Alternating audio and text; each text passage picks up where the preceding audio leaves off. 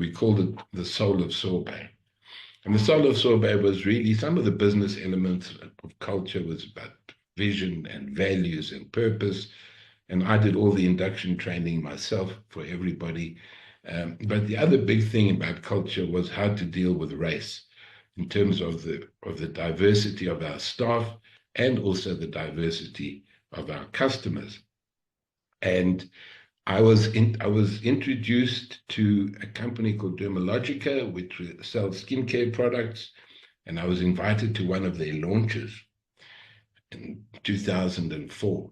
And I arrived there, and I noticed straight away that there were very few black people there, that all of the therapists, the beauty therapists and the skincare specialists and the salon owners were white women, and very few black people, if any, and the only black people in the room were serving the drinks and the snacks. And I was quite surprised. I had been, by this time, obviously very involved in understanding of the racial issues in South Africa, and it took me by surprise that this was a completely white industry at that point in time.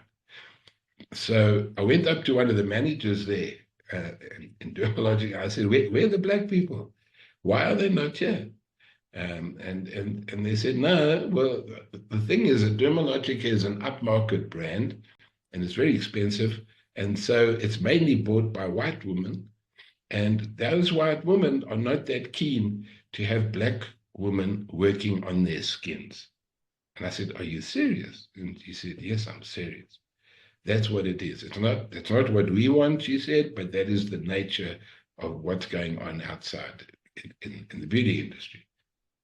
And so I thought to myself, no, man, this can't be right. And I made a decision there and then that if we ever got Sorbet off the ground and built what we were hoping to be a national chain, that we would change the face of the beauty industry. And that is pretty much what happened.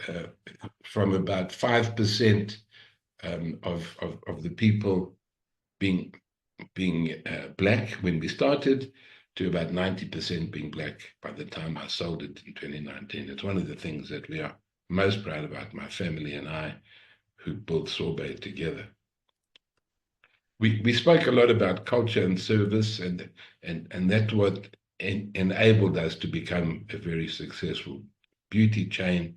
And we spoke about the attitude and about how to deal with race. And so it enabled us to grow to a chain of 225 franchise outlets and become highly successful.